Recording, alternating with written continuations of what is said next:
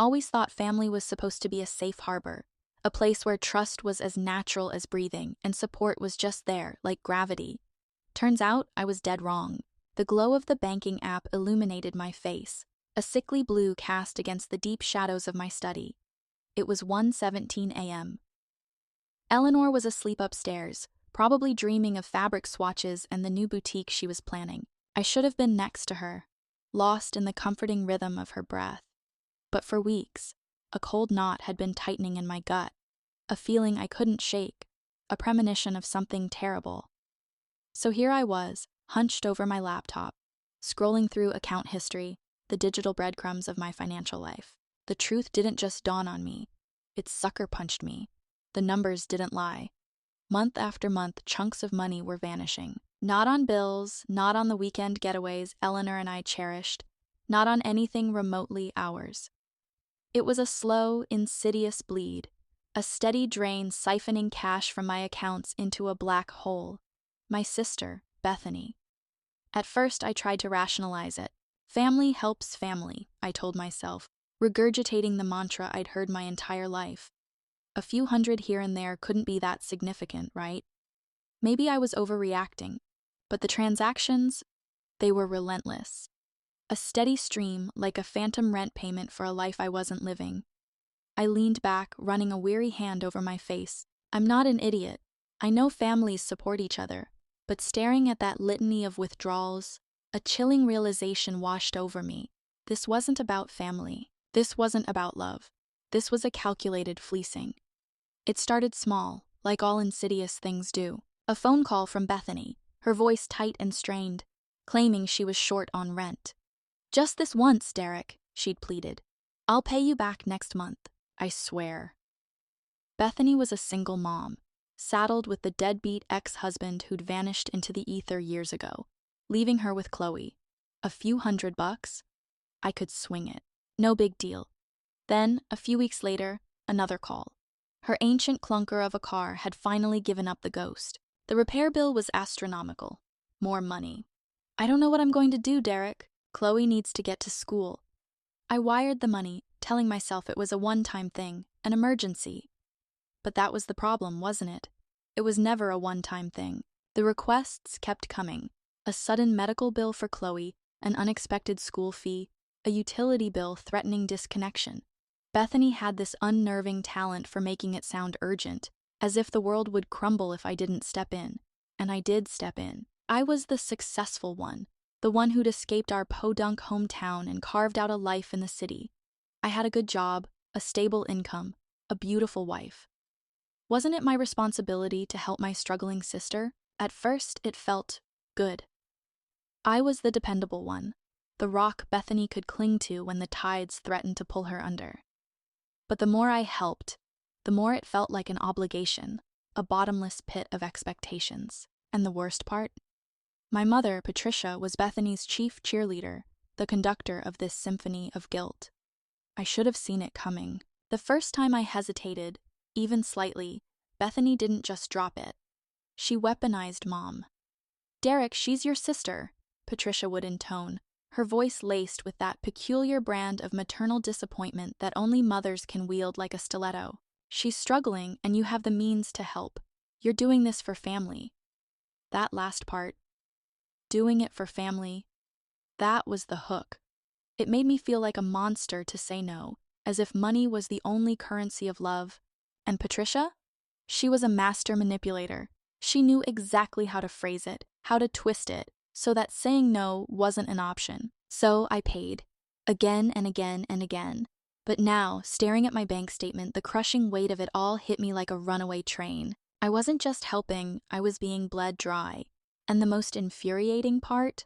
I'd let it happen. The latest withdrawal had been just 2 days ago. Another rent payment for Bethany. I exhaled sharply, gripping the edge of my desk until my knuckles turned white. This wasn't just about money. This was about control. And for the first time, I wasn't sure I had any left. I shut my laptop with a snap. This had to stop. But deep down, I knew it wouldn't be easy. Because in my family, in Mom and Bethany's world, this wasn't borrowing anymore. They saw it as something I owed them. And that realization scared me more than anything. I should have seen it coming. Bethany never did anything without a plan, without a calculated self-interest humming beneath the surface. So when she called me one night, suggesting a more manageable solution, a fixed monthly payment instead of the sporadic, panic-stricken calls, it almost sounded reasonable. Almost. Think about it, Derek, she purred, the practiced sincerity dripping from her voice. No more last-minute emergencies. No more stress for either of us. A set amount you can budget for. It'll make things so much easier. It was a trap, I know that now. But at the time, blinded by the hope of reclaiming some semblance of control, I fell for it. I convinced myself this was a smarter way to handle things. It started at $700 a month. Just enough to keep things stable, she assured me. No more surprises, I promise. That lasted all of 3 months. Then, out of nowhere, the bomb dropped. Another phone call. Another sob story. Derek, I don't know what to do. Things are getting so expensive. Chloe needs new school supplies. Groceries have doubled in price. Her voice trembled, expertly calibrated to tug at my heartstrings. The guilt trip followed immediately, a well-rehearsed performance. It's just temporary, I swear. Just until I can get back on my feet. And because I was already paying $700, what was another couple hundred? My hesitation lasted maybe 5 seconds before I caved. The amount jumped to $900. By the time it hit $1,100, I wasn't even surprised. It was always the same tired routine. A slight pause on my end, a long, pregnant silence on hers, then that carefully measured, guilt-laden accusation. I didn't think you'd let your own family struggle. And inevitably, the closer from Mom. A phone call the next day, making it sound like I was some kind of callous monster for even considering saying no. Family looks out for each other, Derek. What kind of brother are you? No one ever outright said I was a bad person, but they didn't have to. The implication was always there, hanging in the air like a toxic cloud. Then, for the first time, I actually did say no. It wasn't even a huge deal, or at least, I didn't think it was. Chloe's birthday was coming up, and Bethany wanted me to drive 5 hours to their place for the party. I had a packed week at work, deadlines that couldn't be moved. Bethany, I can't make it, I said, bracing myself for the onslaught. But I'll send a really nice gift. Maybe we can celebrate another time. The response was immediate, almost too immediate, as if she'd been waiting for an excuse. Wow, she said, her voice dripping with icy disdain. I guess we know where we really stand. At first, I thought she was joking, but then silence. The kind of silence that made me check if the call had dropped. Before I could even respond, she hung up. An hour later, Mom called. She wasn't angry. That would have been easier to deal with. No, she was disappointed. The kind of disappointment that made my stomach twist into knots. Bethany told me you're not coming, she said, her voice heavy with unspoken judgment. I didn't expect you to be the kind of person who turns their back on family. That was it. That was the game. It wasn't about Chloe's birthday. It wasn't even really about Bethany. It was about control. And I had just broken the one rule I hadn't even realized I was following. The money wasn't just money. It was the price of admission, the cost of being included. I had always thought family was unconditional, that no matter what, they had my back. But in that moment, listening to Mom's quiet, crushing disappointment, I realized something brutal. My place in this family wasn't guaranteed. It was rented. Eleanor was the one who found it. She'd been scrolling through social media late one night, nursing a glass of wine on the couch, when she stumbled upon Bethany's latest posts. I was in the kitchen, rinsing out a coffee mug, when she called my name. There was something in her voice, an edge of disbelief and anger that made me snap to attention. Derek, you need to see this, she said, her voice tight. Bethany had been posting about her struggles, the trials and tribulations of being a single mom, the impossible choices she had to make every day. But in between those carefully curated posts of hardship were pictures that didn't quite add up. Spa visits, expensive dinners at trendy restaurants, shopping bags from designer boutiques, the kind of lifestyle that didn't exactly scream financial hardship. Eleanor turned her phone towards me, letting me see for myself. And there it was, the same woman who had been calling me every few weeks, sounding on the verge of tears, was now sipping champagne in what looked like a 5-star resort. My stomach twisted. Bile rose in my throat. I didn't say anything right away. I just sat down heavily and scrolled through her posts, the anger building with each image. The further I went, the worse it got.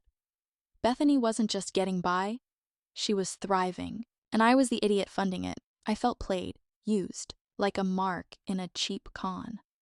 I had spent years believing she needed my help, that without me, she and Chloe would be struggling to survive. But the truth was staring me in the face, plastered all over her perfectly filtered Instagram feed. She wasn't desperate, she was comfortable, and I had been the one making sure of it. That night, I couldn't sleep. My mind kept circling back to every phone call, every sob story, every time she had made me feel guilty for even hesitating. I needed answers. I needed to know if I was the only one she had pulled this on. The next day, I reached out to my cousin, Kyle. We hadn't spoken in years, not since he had basically vanished from the family scene.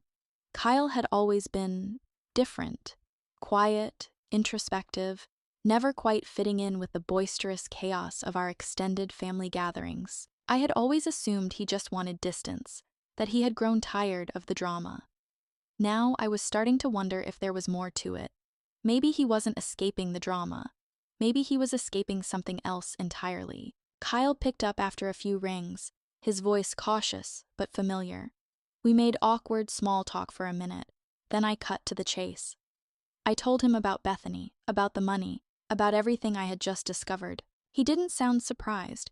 Instead, he let out a short, bitter laugh, the kind of laugh that said, "I knew this was coming." Then he told me the truth. It wasn't just me. Bethany and Mom had been running this game for years.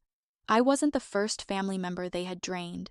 I was just the latest sucker on the list. Kyle had gone through the same thing, the same guilt trips, the same fake emergencies, the same constant pressure to help, until one day he'd had enough. He'd cut them off completely. And when he did, they turned on him, just like they were starting to turn on me. My stomach dropped as he talked. Every word lined up too perfectly with what I had been going through. The only difference was, Kyle had figured it out sooner. He had saved himself before it drained him completely. "They'll make you feel like you're crazy, Derek," he warned. "Like you're the bad guy for not giving them what they want. Don't let them get to you, just cut them off and don't look back." Now, I had to decide if I was willing to do the same. I sat at my desk staring at my bank statements, scrolling through transaction after transaction. My fingers were clenched around the mouse, my jaw tight. The numbers didn't lie. Over 3 years, I had given Bethany and Mom more than $118,000. $118,000. I felt like I'd been punched in the gut. I wasn't rich. I had a good job, sure, but I worked hard for my money. Eleanor and I had plans, a house upgrade, savings for the future. And here I was, sitting in front of the cold, hard proof that I had been bleeding money into a black hole, all because I had bought into their lies. Anger burned in my chest. It wasn't just the money. It was how calculated everything had been. I started scrolling through old text messages, emails, even voicemails from Bethany and Mom. And that's when the realization hit me like a freight train. They had a script, the wording, the phrasing, the way they asked for money. It was all the same, a carefully rehearsed performance designed to manipulate my emotions. Then I remembered what Kyle had said, how they had done the same thing to him. I compared the screenshots Kyle had sent me of his old messages with Mom and Bethany against my own. It was the same routine, almost word for word, the same sob stories, the same guilt trips, the same subtle threats disguised as concern. It wasn't desperation, it wasn't family helping family. It was a system, a well-oiled machine, a scam operating within our own bloodline. I leaned back in my chair, rubbing my temples. How many others had they done this to? Had Dad known? What about our youngest brother, Owen? Owen had always been the quiet observer, the one who kept his distance, never getting too involved in the family drama. He was younger than me and Bethany, lived in a different city, and had never taken sides. If anyone had a clear perspective on all of this, it was him. I glanced at the clock. It was almost midnight, but I knew I wouldn't sleep until I got more answers. I clicked over to my email and found an old chain with Owen. He worked in IT, cybersecurity actually. He had always been the smartest one in the family, the guy who could crack into anything and find out whatever he wanted. If anyone could help me figure out just how deep this went, it was him. I hesitated, then typed out a quick message. Kept it short, told him I had some questions about Bethany and Mom, that something wasn't adding up. Before I even hit send, my phone buzzed. Owen's name lit up the screen. I answered, and before I could even say hello, he got straight to the point. His voice was calm, but there was something different this time, a weight behind it. He wanted to meet. Said he had something to tell me, something I needed to hear. I didn't know what to expect. Owen had always played neutral. If he was reaching out now, that meant one thing. This was bigger than I thought. I met Owen at a quiet little cafe on the edge of town. One of those places where the coffee's overpriced, but nobody bothers you. He was already at a corner booth when I walked in, a laptop in front of him, fingers drumming against the table. No small talk, no pleasantries, just a sharp nod before he turned the screen toward me. Look at this. At first, it was just a folder labeled something vague like docs, but inside it was anything but random. Dozens of spreadsheets, all neatly categorized. He clicked one open and my stomach dropped. Family financial plan. Owen kept talking, his voice low and tight. Mom had called him a few nights ago, said her laptop was acting up, probably a virus. She asked if he could stop by and take a look. Normal enough. But while cleaning things up, he found this. A buried folder, hidden so deep it was practically invisible. And in it, a breakdown of our entire family. Not by birthdays, not by milestones, but by money. Each name had a column, tracking past contributions, followed by projections. How much more could be pulled from each person? Payment trends, expected increases. And then, highlighted in red, my name stood out with a note next to it, bumped to $2,000 per month by Christmas. It wasn't just a pattern, it wasn't just manipulation, it was a business. And then came the worst part. Owen clicked on another tab labeled Triggers. I braced myself. It was a list, a disgusting, calculated list detailing what emotional angles worked best on each person. For me, nostalgia. Bring up childhood. Talk about how I owed them for the past. For Kyle, shame. Remind him of the time he said no. Make him feel like a failure. For my cousin Rachel, guilt. Play the struggling single mom card. Every single person had been studied, analyzed, played, worked over like an investment portfolio. Owen exhaled, running a hand through his hair. They've been doing this for years, he said, his voice barely above a whisper. It's not just you, Derek. It never was. I sat there, fingers tightening into fists. My whole life I thought family meant loyalty, that no matter what, they had my back. But staring at that screen, I saw the truth. I was never a brother, never a son. I was just a paycheck, and suddenly I knew exactly what I had to do. The moment I left the cafe, I knew what had to be done. No hesitation, no second guessing. I grabbed my phone, pulled up the group chat with Mom and Bethany, and typed out a message that had been years in the making. I'm done. No more money. Don't ask again. I hit send and locked my phone, stuffing it into my pocket like it was burning a hole there. I didn't need to see their responses. I already knew what was coming. I barely made it to my car before the buzzing started. First Bethany, then Mom, then Bethany again. I ignored them all, but the notifications kept lighting up my screen. By the time I got home, Eleanor was sitting on the couch, scrolling through her phone. She looked up the second I walked in, and I could tell by her face that she had already seen what was happening. They're losing it, she said, turning the screen toward me. And yeah, losing it was putting it lightly. Bethany had gone nuclear. Furious, raging texts about how I was selfish, heartless, how I was abandoning my own flesh and blood. She accused me of letting Chloe suffer, of turning my back on the people who raised me. Mom was worse. Her messages weren't just angry, they were calculated. She knew exactly which buttons to press.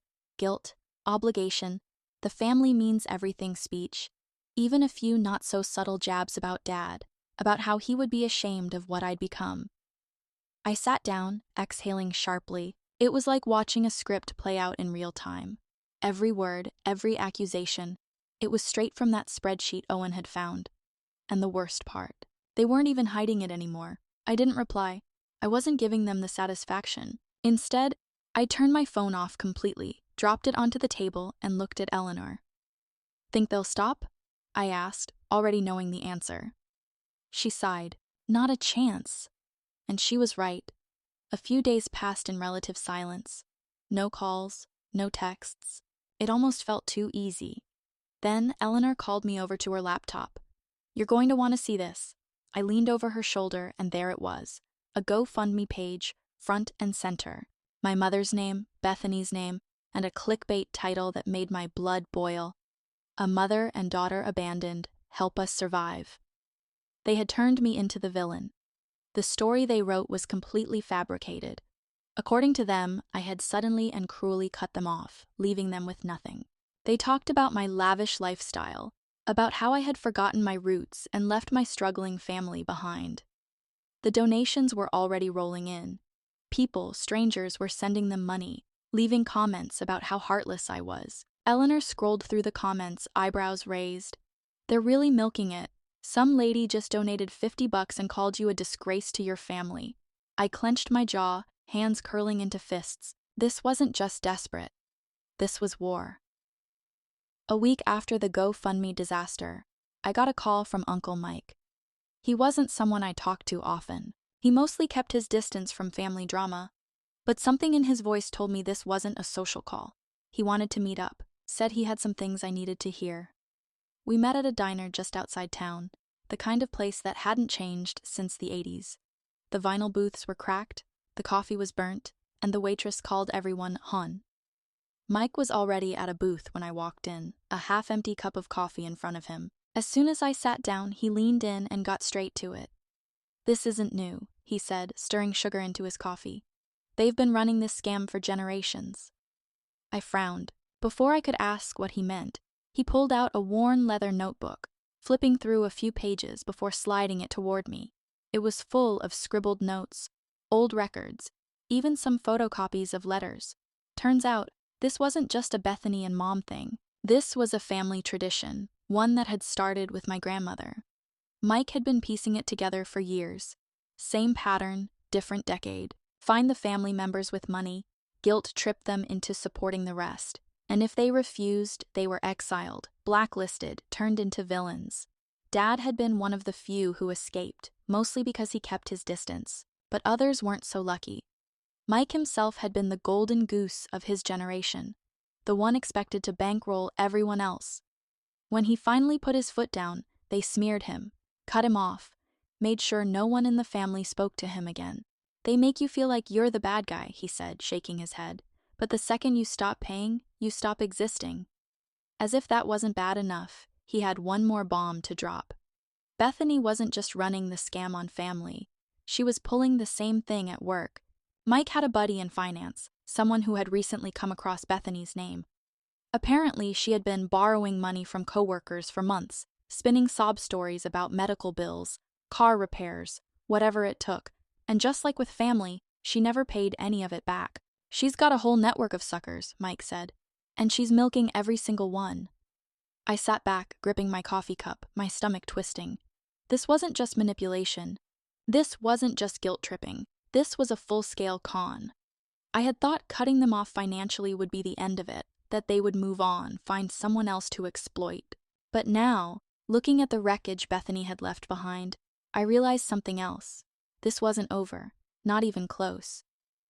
I spent the next few days gathering everything: bank statements, old text messages, screenshots from Bethany's social media, every piece of evidence that proved what she had been doing. Then, with a deep breath, I sent it all to the HR department of the company she worked for.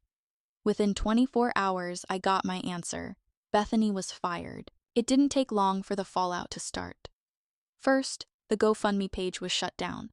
Someone must have reported it, maybe a donor, maybe someone from her job. But it didn't matter. The campaign was flagged for fraud, and all the money she had scammed from people vanished into the digital ether. Then came the phone calls. Mom left me a voicemail so long it cut off halfway through, launching into another one right after. Her voice, usually sweet and composed, was now filled with venom. She ranted about how I had turned my back on family, how I had destroyed Bethany's future. She went on and on about how I had embarrassed them, how people were talking, how I had made them look like scammers. Like they hadn't been exactly that. Bethany tried texting at first. When I didn't reply, she switched to insults, accusations, desperate threats about how I was ruining her life. Then she sent me a screenshot of her empty bank account. I blocked her. But the final kicker came a few days later, in the form of an email from Mom. No apologies, no acknowledgments of what had happened, just one simple line. You betrayed your family. That was it. No explanations, no regret, just another attempt to twist the knife, to make me feel guilty for finally standing up for myself. I stared at the screen for a long time before finally closing my laptop.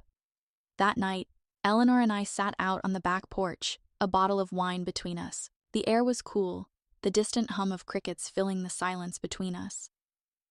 How do you feel? She finally asked, watching me over the rim of her glass. I thought about it for a moment. The anger, the frustration, the years of guilt that had kept me tethered to them. Lighter, I admitted, like I can finally breathe. Eleanor reached for my hand, squeezing it gently. They'll probably try again, you know, I nodded. Yeah, but I'm done. For the first time in my life, I meant it. I wasn't their golden goose anymore, and I never would be again. The cost of that lesson? $118,000, and a whole lot of heartache. But the freedom? Priceless. A few weeks crawled by.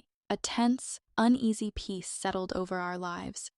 Eleanor and I tried to reclaim some normalcy, focusing on her boutique plans, taking long walks in the park, trying to fill the void that had been carved out by years of manipulation and obligation. But a nagging thought kept scratching at the back of my mind. It wasn't about Mom or Bethany.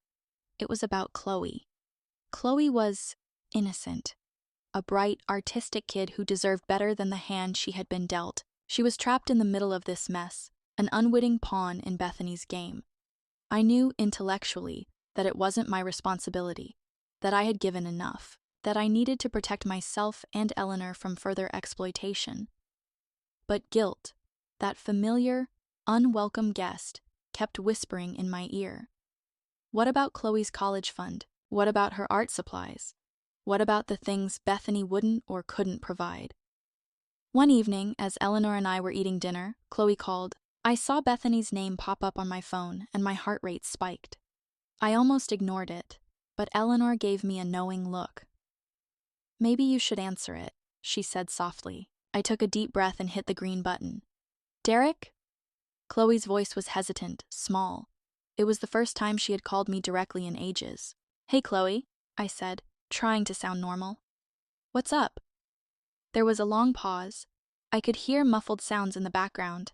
Bethany's voice, though I couldn't make out the words. Aunt Bethany's really mad, Chloe finally said, her voice barely above a whisper.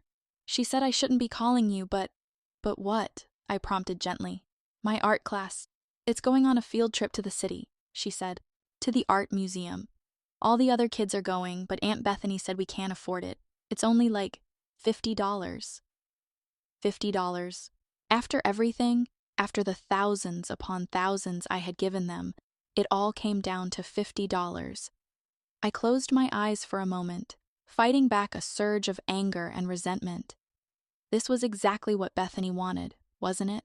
To use Chloe as a weapon, to manipulate me into giving in, to perpetuate the cycle. But it was Chloe's voice, so small and vulnerable, that broke through my defenses. I really want to go, Uncle Derek, she said. I've been working on this project for months, and I want to see the real paintings. I promise I won't ask for anything else. I looked at Eleanor, her eyes filled with understanding and compassion. She nodded almost imperceptibly. Okay, Chloe, I said, making a decision. I'll take care of it. You're going on that field trip. The next day, I did some research. I wasn't going to just hand Bethany the money and perpetuate the cycle. I needed a long-term solution, something that would help Chloe without enabling her mother's behavior. I discovered a local art foundation that offered scholarships to talented young artists.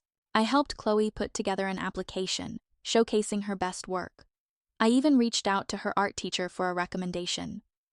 A few weeks later, we got the news. Chloe had been awarded a full scholarship to a summer art program. It covered everything: tuition, supplies, even transportation. I called Chloe to tell her the news, and her reaction was everything. She squealed with delight, her voice bubbling with excitement. "Oh my gosh, Uncle Derek, that's amazing. Thank you so much." I could hear the genuine joy in her voice, and for the first time in a long time, I felt like I had done something right, something that actually made a difference, something that wasn't tainted by manipulation or obligation. I didn't tell Bethany about the scholarship. I didn't want to give her the satisfaction of knowing she had gotten to me.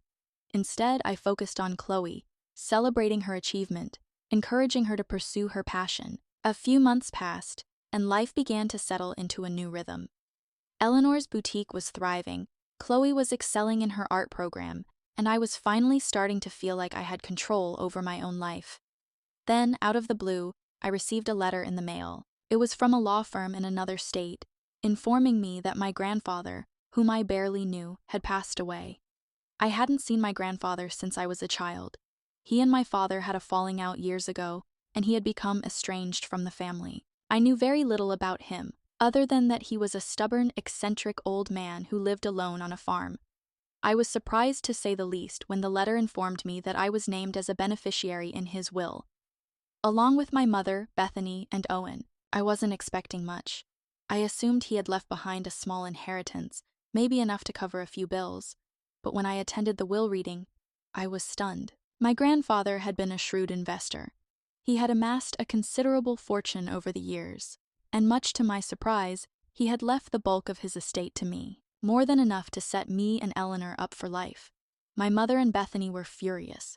They had expected to inherit everything, and they couldn't believe that my grandfather had favored me, the ungrateful one. "It's not fair!" Bethany shrieked, her face red with anger. "He always liked you best. You never had to struggle a day in your life." My mother glared at me, her eyes filled with resentment. "You don't deserve this," she hissed. "You've turned your back on your family. You're not worthy of his money." Owen, as always, remained silent, observing the drama with a detached expression. I ignored their outbursts. I knew that their anger was fueled by greed and entitlement. They had always seen me as a source of income, a means to an end. And now that I had inherited my grandfather's fortune, they saw me as an even bigger prize. I used my inheritance wisely. I invested a portion of it, ensuring a secure future for Eleanor and me. I also set up a trust fund for Chloe, guaranteeing her access to quality education and a comfortable life, regardless of her mother's choices. I didn't give Mom or Bethany a dime. I knew that any money I gave them would only be wasted, squandered on frivolous expenses, and fueled their sense of entitlement. They tried to guilt-trip me, to manipulate me, to make me feel bad for cutting them off. But I stood my ground. I had learned my lesson. I wasn't going to be their ATM anymore. A few years have passed since then. Eleanor's boutique is a huge success. Chloe is thriving in college, pursuing her dream of becoming a professional artist. And I am finally at peace, free from the burden of obligation and manipulation. My relationship with my mother and Bethany remains strained.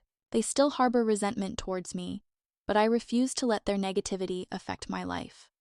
I have created my own family, a family built on love, trust, and mutual respect. A family that supports and uplifts each other, without expecting anything in return. I learned a valuable lesson, albeit a painful one. Family is not always blood. It is the people who choose to be there for you, the people who support you, the people who love you unconditionally, and those are the people I will always cherish. The people who truly matter